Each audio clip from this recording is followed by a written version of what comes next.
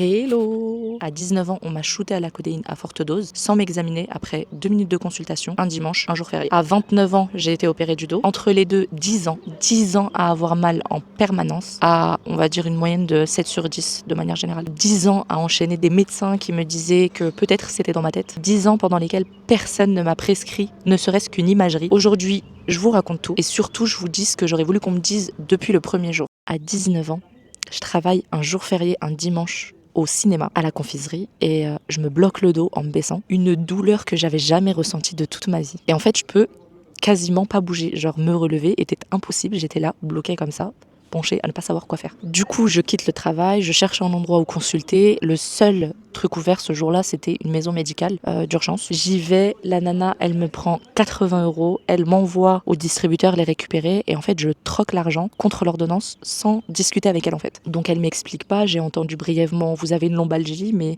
on n'a pas eu de discussion. Vraiment, il s'est rien passé d'autre que récupère ton ordonnance, donne-moi mon argent et ciao. Sur l'ordonnance, elle avait prescrit 2 antidouleurs et un relaxant musculaire. Sur ces 3 médicaments, 2 étaient codéinés.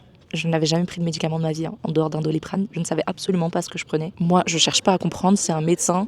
Je rentre, je prends mes médicaments, je m'écroule et je dors jusqu'au lendemain. Le lendemain, j'ai cours, donc je me lève, je me déplace pour aller au lycée, je prends le car. Et en fait, je suis complètement défoncée. J'ai les yeux rouges, je suis lente, ma tête est lourde. Il n'y a rien qui allait en fait, mais dans mes mots, je parlais hyper lentement. Enfin bref, j'étais complètement shootée. Ça, c'est clairement l'une de mes premières rencontres avec le système médical. Bref, grosso modo, je ne connais strictement rien, je n'ai jamais consulté de médecin pour quelque chose de grave à ce moment-là et on me dit pas ce que j'ai mais on me donne des opiacés à foison et on me dit rentre chez toi ma belle, prends tes médicaments, demain c'est oublié. Clairement, avec tout le recul et toute l'expérience que j'ai eue, le minimum, ça aurait été que ce médecin m'explique ce qui se passe, que peut-être si ça persistait, il fallait faire un examen, qu'elle pouvait pas savoir ce que j'avais et m'expliquer en fait les médicaments qu'elle m'avait donnés. C'est le minimum qu'elle aurait pu faire pour 80 €, je pense. À partir de là, je peux vous dire que c'est le début d'un très long périple. On va dire qu'une fois ou 2 fois par mois, j'ai des vraies crises. En fait, j'ai des douleurs constantes, mais des vraies crises où je me sens bloquée, impossible de me lever le matin, ou après une activité, impossible de rebondir sur autre chose.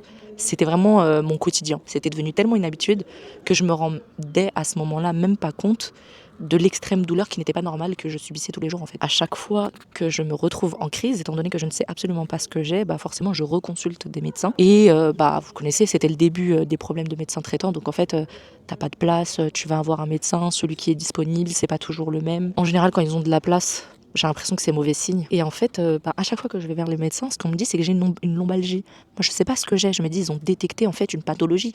Genre là, je sais ce que j'ai, je suis censée avoir des solutions de leur part en fait. Sauf que, au fur et à mesure du temps, j'apprends les termes médicaux puisque je travaille dans ce domaine et je comprends qu'en fait, ça veut juste dire, t'as des douleurs au dos. Voilà, c'est tout. T'as des douleurs au dos, madame, vous avez des douleurs au dos, bah prenez des médicaments. Et finalement, en fait, je dis mes symptômes, on me répète mes symptômes en terminologie médicale. Et la consultation, elle se termine comme ça. Et ça dure des années. Et pendant tout ce temps, ce qui me choque le plus, c'est qu'à aucun moment, on me prescrit un examen. Ni un scanner, ni une IRM, rien du tout, genre.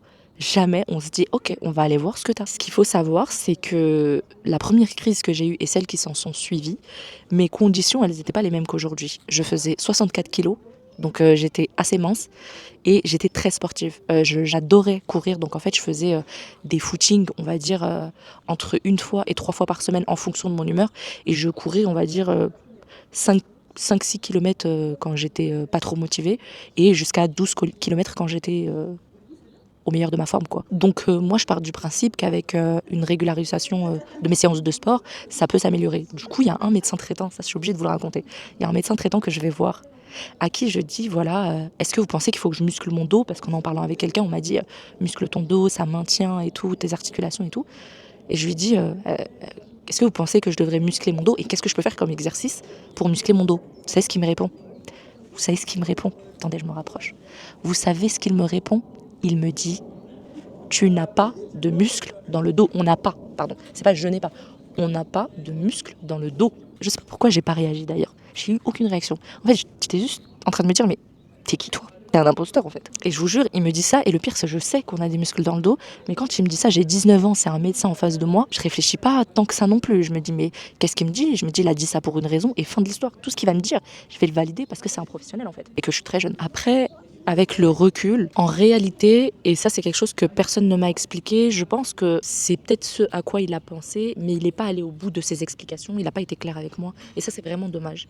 C'est que pour ce que je ressentais, d'après ce que j'ai compris, ça c'est plusieurs médecins qui me l'ont dit, c'est qu'il n'y a pas de réel intérêt à muscler le dos pour régulariser mes symptômes. Mais il y a effectivement des exercices de gainage et en fait de renforcement musculaire qui sont à faire effectivement pour le bas du dos, mais ça va être plus des muscles profonds. Donc vous savez la zone abdominale, derrière vous avez les transversales si je ne me trompe pas, et ça par exemple c'est quelque chose qu'il faut muscler pour avoir un bon gainage au niveau des lombaires parce qu'en fait ça va fonctionner comme une ceinture et de ce que j'ai compris encore une fois, si vous n'avez pas un bon renforcement musculaire de toute cette zone-là, bah vous allez avoir en fait des muscles comme le psoas qui vont, en fait, quand vous n'avez pas ce maintien, ça va se reporter sur autre chose. Donc, par exemple, je pense que, étant donné qu'il n'y avait pas un bon renforcement de cette zone, le psoas y tirait énormément et du coup, mes lombaires, elles étaient en affaissement. C'est en gros, ça transfère toute la charge que vous pouvez avoir au bas du dos, de la mauvaise manière. Je pense que c'est ce qu'on aurait dû me dire à 19 ans. Genre, fais du gainage, il faut que tu travailles tes muscles profonds, il faut que tu essayes d'établir en fait comme une ceinture abdominale. Bref, je pense que ça a été très clair jusque-là. Parmi ce qu'on me dit donc pendant toutes ces consultations des premières années, une des choses qu'on me dit, j'ai la sensation qu'on me cherche constamment une nouvelle explication. On me cherche à chaque fois cette excuse-là, tu ne la veux pas, bah, je t'en donnerai une autre. C'était ça, plus ou moins. Parce que quand on me disait un truc et que je répondais de ce truc, non, mais vous savez, après un petit constat avec un peu de recul, ça, ce qu'on m'a dit, c'est pas cohérent, bah, on me donne une autre excuse. Et l'une des excuses qu'on m'a dit, c'est ok, bah, tu sais quoi, tu fais beaucoup de courses, la course, c'est pas bon pour toi parce que bah, ça fait un espèce de choc. Et si tu cours mal ou que tu t'étires pas correctement, etc., l'amortissement, il s'use, il est de moins en moins bon. Enfin bref, c'est un peu ce qu'on m'explique. Et on me dit, tu devrais arrêter la course, en fait. La course, c'est mauvais pour ce que tu as. Ne cours plus. Donc moi j'arrête, mais je remplace par rien du tout. Du coup, ce qui se passe, c'est que pendant quasiment un an, j'ai plus d'activité. Je suis en recherche d'emploi, j'ai terminé mes cours, je fais plus de courses à pied, donc en fait j'ai plus du tout d'activité, je suis complètement sédentaire. Sauf que comme j'étais assez sportive à ce moment-là, je continue d'avoir une alimentation, de manger en grande quantité en fait. Donc forcément je prends énormément de poids à ce moment-là. Commence à pleuvoir, je suis foutue. Et du coup vous imaginez bien que la meilleure excuse qu'ils auraient pu avoir, ils l'ont, et du coup ils l'utilisent systématiquement. Je continue de voir des médecins et là tout ce qu'on va me dire c'est ah bah madame, c'est à cause de votre poids, il faut perdre du poids. Bah forcément si vous avez du poids, c'est sûr que vous avez mal au dos, ce qui est vrai en soi. Mais c'est pas comme ça que mes problèmes de dos ils ont débuté, donc ils existent même si je perds du poids. Et malgré que j'ai conscience de ça, encore une fois c'est des professionnels qui vous parlent et vous êtes jeune, donc vraiment vous validez ce qu'ils vous disent. Prenez quand même à cœur ce qu'ils vont dire. Et du coup je peux vous dire que j'ai énormément culpabilisé pendant longtemps parce que je me disais bah finalement c'est de ma faute si j'ai mal au dos, et ce qui n'était pas du tout le cas. Si je dois passer un message, je pense sérieusement que si un médecin déplace un problème que vous avez automatiquement sans même avoir fait une quelconque analyse sur votre tête, votre poids, votre sédentarité, oui, ça joue un rôle, il n'y a pas de souci. Mais je pense qu'on ne peut pas partir du principe que dès que tu as un problème articulaire assez important, régulier, etc., tu ne peux pas le déporter sur tout ce que tu trouves. À partir du moment où tu sais que dans mes antécédents, j'avais pas de poids au moment où je suis venue te voir, et ça fait déjà quelques années que je viens te voir, c'est pas quand je prends du poids, 4 ans plus tard, un truc comme ça, que tu décides à dire ah non mais cherche pas, c'est ton poids. Tu sais que c'est pas à cause de ça que j'ai mal en fait. Moi je pense qu'à ce moment-là, il faut se poser la question de savoir si le médecin il est vraiment là pour vous aider, encore plus quand on vous dit c'est dans votre tête. C'est dans la tête de ta mère. Désolée, mais c'est vrai. Bref, je pense qu'à ce moment-là, il est temps de fuir. Voilà. Il est temps que certains médecins, et j'ai vraiment énormément de respect pour ce métier, pour ces personnes qui ont fait des études, etc., et pour ce qu'ils essayent de faire au quotidien, il y a des limites. Et je pense qu'on le sait, quand vous êtes une femme, quand vous êtes racisée, il y a plein de sujets sur lesquels vous savez que assez régulièrement quand même, c'est quelque chose d'un peu banal que vous tombiez sur des personnes qui ne vont pas vous aider, et il faut prendre les mesures nécessaires qui vont avec. Il ne faut pas perdre de temps en fait. Bref, au bout de quelques années, je commence à travailler et heureusement pour moi, en vrai, je commence à travailler dans le milieu médical. Donc ma première expérience de travail, forcément j'ai mes crises qui viennent de temps en temps. J'essaye de tenir vraiment, au maximum de me ménager pour arriver à venir au travail et tenir mes journées. Et un jour, je marche dans le couloir. Je marche avec grande difficulté, j'ai une démarche particulière parce que j'ai super mal. Il y a un médecin qui me voit et elle me dit « Je pense que tu as une hernie ». Je vous jure que juste comme ça, elle me regarde « Mais Amel, je pense que tu as une hernie, vu comment tu marches et tout, enfin, j'ai l'impression que tu as une hernie ». Et je vous jure que juste le fait qu'elle me dise ça, mais l'espoir qu'elle a mis dans ma tête, j'avais tellement d'interrogations toutes ces années que c'était hyper difficile. Il n'y a jamais personne qui a posé des mots. Moi-même, j'arrivais pas à poser des mots sur ce que j'avais. Vous savez, je disais quoi? Les inflammations, j'appelais ça des grincements. Parce que vous savez, quand vous avez un bruit strident qui vous grince les dents, qui vous fait grincer les dents un peu. Je sais pas comment expliquer cette sensation, je pense que vous savez très bien de quoi je parle. Ben, je vous jure que j'avais la même sensation au sujet de mes inflammations. Moi, je savais pas c'est quoi des inflammations. Qu'est-ce que je dis? Vous savez, ça grince dans mon corps. Je disais ça à tout le monde. Quand elle me dit t'as une hernie, genre il y a un mot, il y a quelque chose qui est posé, il y a un sujet à explorer en gros. Je vais mettre mon pull, il commence à pleuvoir. Je ne sais pas si je change de place. Je vais d'abord essayer de continuer comme ça. Continuons. Elle me prescrit un scanner, ce médecin. Bon, elle n'a rien à voir avec... c'est pas une spécialiste du dos, hein, mais elle me prescrit un scanner que je vais passer. On voit effectivement 2 hernies discales. Une hernie discale, c'est... Vous avez un espèce de petit coussin entre chaque vertèbre. Je l'explique à ma manière. Mais il y a un espèce de coussin entre chaque vertèbre. Et c'est un peu mou, en fait. C'est un peu comme un gel. Et quand vous avez des chocs et que vous pressez votre colonne vertébrale, il est possible que ça se déporte ou que ça se diffuse à droite, à gauche, ou que voilà, ça se diffuse. Et en gros, ça va venir, moi c'est ce qui se passait, hein, frotter le nerf qui est sur le côté. Et à force de frottement, ça provoque une inflammation extrême. Parce que du coup, c'est chaque mouvement qui va amener ce frottement. Et du coup, c'est une inflammation qui est constante. Ce scanner, il n'est pas très révélateur. Chaque médecin que je vais voir avec ce scanner, il va expliquer qu'on voit très mal. Effectivement, on voit qu'il y a des hernies, mais on ne voit pas très bien non plus. C'est pas très précis. À partir de là et d'un premier diagnostic fait, on sait plus ou moins quoi faire. On me donne une ordonnance pour aller voir un kiné. Je vais d'abord en voir un dans ma ville et un peu comme la majorité des médecins que j'avais vus, il n'a pas tendance à m'écouter quand je parle. Et donc, je lui explique, parce qu'il y a certains mouvements qu'il me demande de faire, je lui explique que ces mouvements me provoquent un blocage. Je sais qu'il y a des positions, quand je vais les avoir, je vais être complètement bloquée. Je vais plus pouvoir bouger du tout. Et vous savez ce qu'il me répond? C'est qui le professionnel? C'est vous ou c'est moi? C'est ta mère. Pardon, désolée. Mais, kiné ou pas kiné, professionnel ou pas professionnel, quelqu'un qui ne vous écoute pas quand vous lui parlez, c'est problématique. Le gars, je l'ai écouté, parce que vous savez, encore une fois, je suis jeune, je crois que j'avais vers les 22 ans. Je suis assez jeune, c'est lui le professionnel, je valide ce qu'il me dit et je me dis s'il me dit ça, c'est que ça va marcher. Je me mets dans la position qu'il me donne avec vous savez des électrodes anti-inflammation là, qu'il me donne. Je sais pas exactement ce que c'est, je me suis jamais renseignée dessus. Il s'avère que dès que la séance elle se finit, je n'arrive pas à me lever. Je suis en crise, mais en crise. Et moi qui essaie d'esquiver les crises pour le travail, j'en pleure.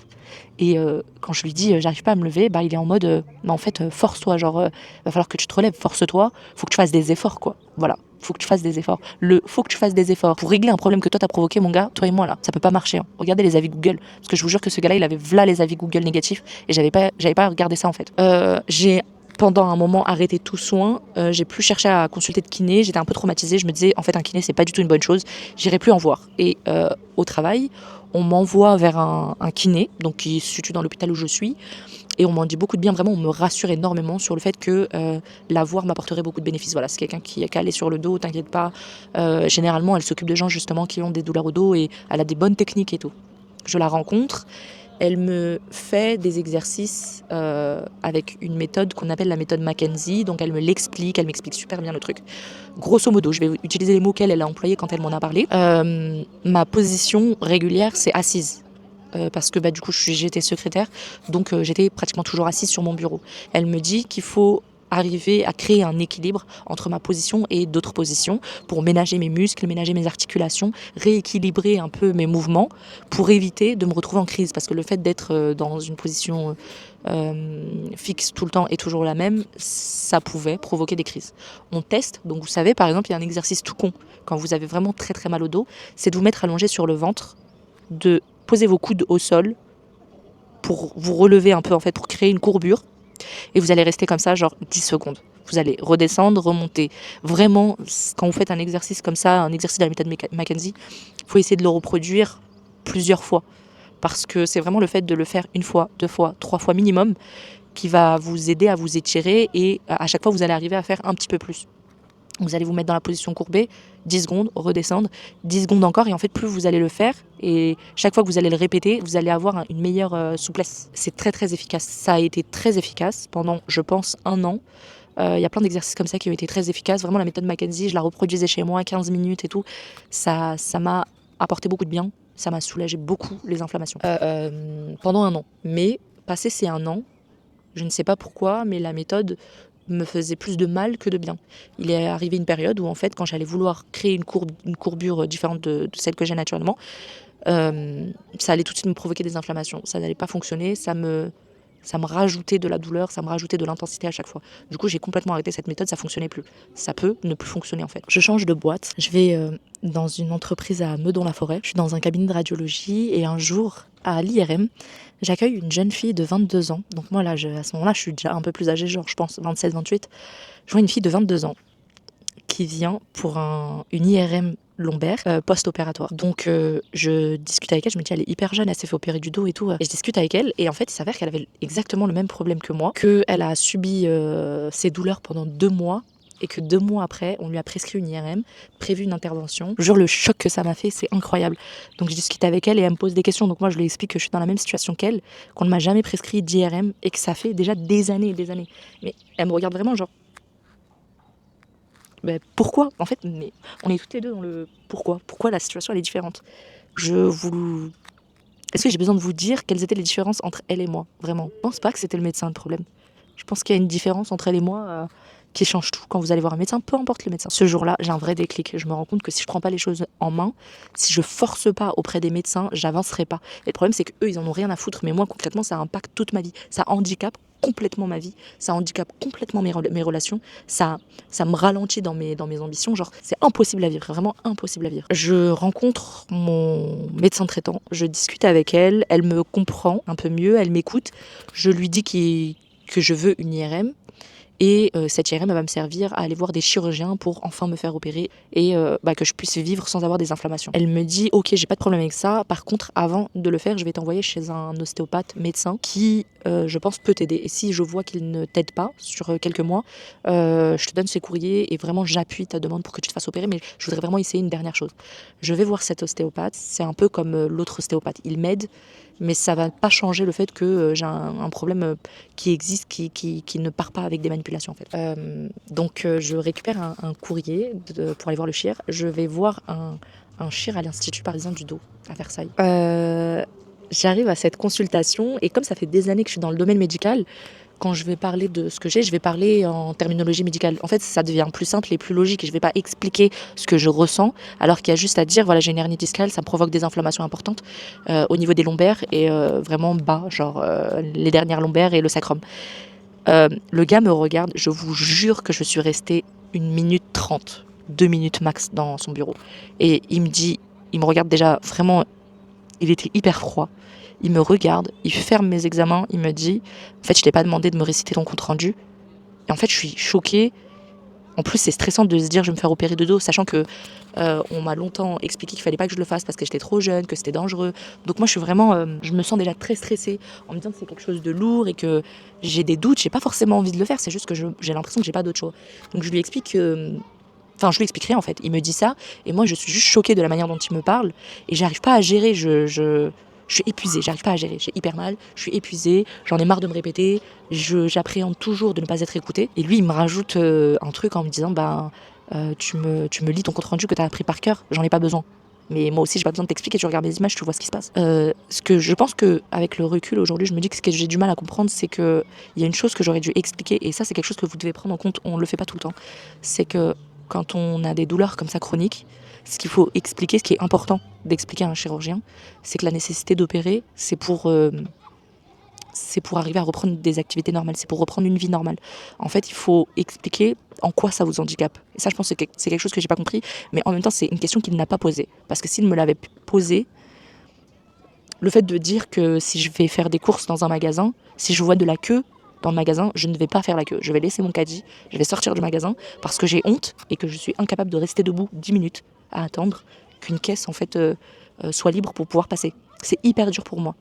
Et je pense que si j'avais su expliquer ça, peut-être que ça aurait changé la donne, mais peut-être aussi que c'est lui le professionnel et qu'il aurait dû poser la question. Donc finalement, encore une fois, on me fait culpabiliser. C'est au professionnel de faire le nécessaire et pas à moi de deviner ce qu'il doit savoir pour opéré ou non. 1 minute 30. 120 € la consultation. 120 € pour qu'ils me disent, je n'ai pas besoin que tu me lises ton compte rendu par cœur. Je ne t'opérerai pas. Vraiment, je refuse de le faire. T'es jeune. Et voilà quoi. Je rentre chez moi. Je continue de voir l'ostéopathe pendant, je pense, 1 an. Le fait que je vois l'ostéopathe, en fait, on s'était mis un programme et je le voyais 1 fois par mois. Et le fait de le voir 1 fois par mois de manière régulière et de ne pas attendre d'avoir des symptômes faisait que j'étais soulagée, on va dire, de manière constante.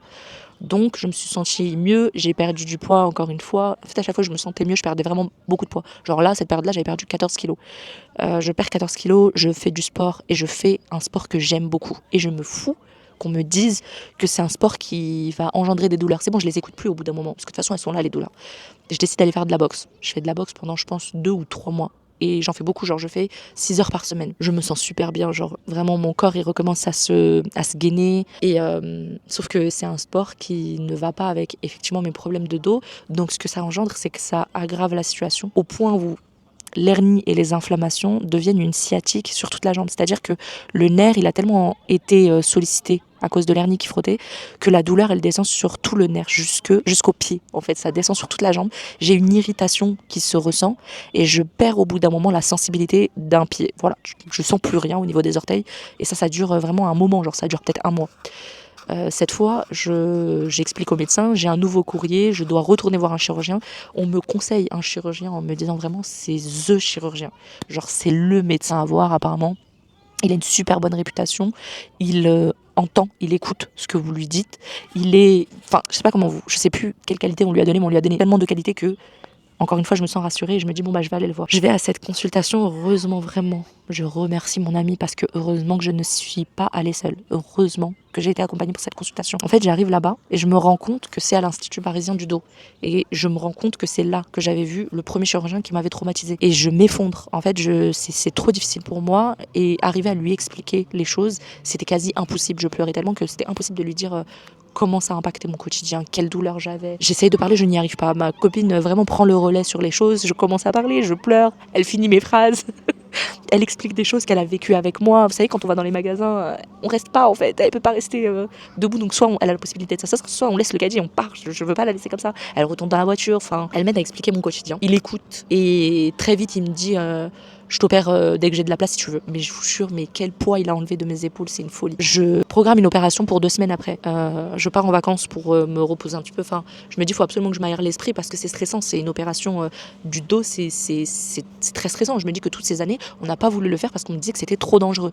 Ça, je pouvais en perdre mes jambes. Enfin, vous voyez, on m'en parle vraiment comme quelque chose de comme si c'était une opération à cœur ouvert, quoi. Et c'est risqué comme toute opération, mais la manière dont lui en a parlé, ça n'avait rien à voir. Peut-être que c'est parce qu'il a l'habitude, peut-être que pour lui c'est vraiment une opération, une petite opération qu'il fait comparé à d'autres qu'il peut faire, je ne sais pas. Mais la manière dont il en parle, je ressens que il n'y avait pas de nécessité d'attendre autant que ce que tous m'ont dit jusque-là, avant lui. L'opération, elle règle l'urgence.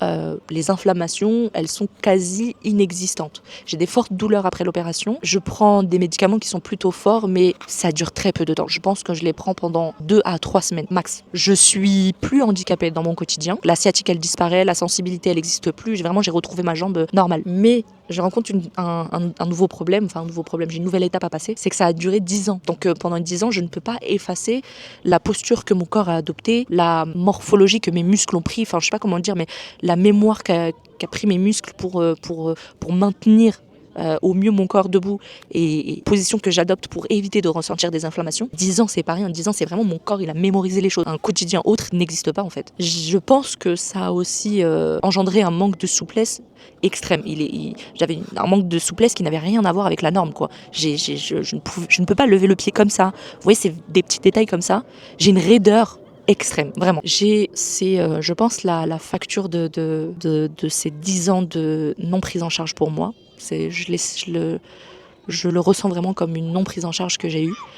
Et c'est une facture que je paye au quotidien. De là, je me rends compte que vraiment, je prends le fait d'avoir pris les choses en main, moi, en tapant du poing, en forçant les choses et tout, c'est ce qui m'a permis d'avancer. Donc je me dis que je peux plus retourner en arrière. Je dois constamment forcer les choses de moi-même, n'attendre rien de personne, d'aucun professionnel, entre guillemets, hein, dans le sens où mes recherches chez moi, elles doivent être poussées, mes expériences pour voir ce qui me fait du bien ou pas, noter étape par étape toutes les fois où ça me provoque des douleurs, des inflammations, etc. Tout ça, ça doit être noté en détail pour arriver à cerner comment mon corps fonctionne, comment j'arrive à le soulager, ce que je dois faire et ne pas faire pour vraiment me soulager, on va dire, à vie, quoi. Ne plus revenir en arrière, ne plus jamais subir de nouveau ce genre de choses. On arrive à l'étape finale de cette vidéo et là où je voulais en venir, vraiment le fait de raconter mon histoire, ça me permet de vous expliquer que c'est un long travail, un travail vraiment de longue haleine que j'ai fait. Et j'ai vraiment, avant même d'avoir créé cette chaîne, pensé à faire des vidéos ou un contenu, un truc pour expliquer des choses que j'aurais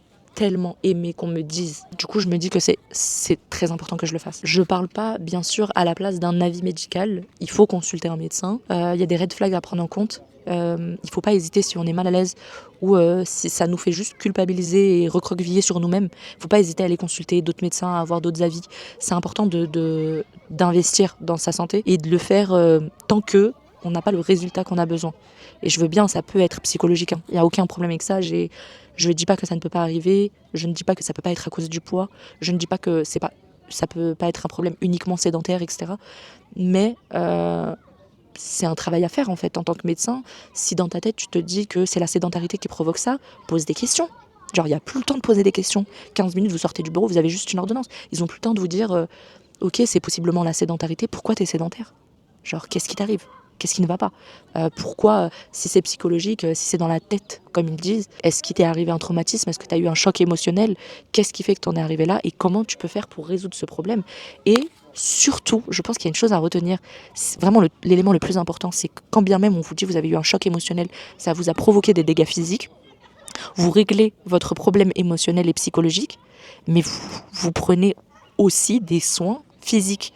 Parce qu'ils existent. Ce n'est pas parce que c'est venu par un choc émotionnel, par la sédentarité, que ces symptômes n'existent pas et qu'ils n'existeront plus si vous arrivez à faire une thérapie. Sinon, c'est juste une histoire de culpabilité qu'on veut reposer sur vous. Voilà, 10 ans, plein d'erreurs subies, beaucoup de fatigue, quelques bons praticiens et pas mal de leçons. Si vous êtes en début de parcours de douleurs chroniques au dos, insistez pour avoir des imageries. Un diagnostic sans avoir fait un quelconque examen, ça n'apporte rien pour votre quotidien. Discutez avec des professionnels type ostéopathe, kiné, mais genre avant de pratiquer avec eux, n'hésitez pas à avoir une consultation, une discussion avec eux, que vous ressentiez si ce qu'ils vous proposent va vous aider ou non, parce que vous vous connaissez mieux qu'un professionnel vous connaît, même s'il connaît l'anatomie par cœur. Renforcez votre transverse, étirez votre psoas. Et surtout, si vous avez des douleurs chroniques, ne laissez personne vous dire que c'est dans votre tête.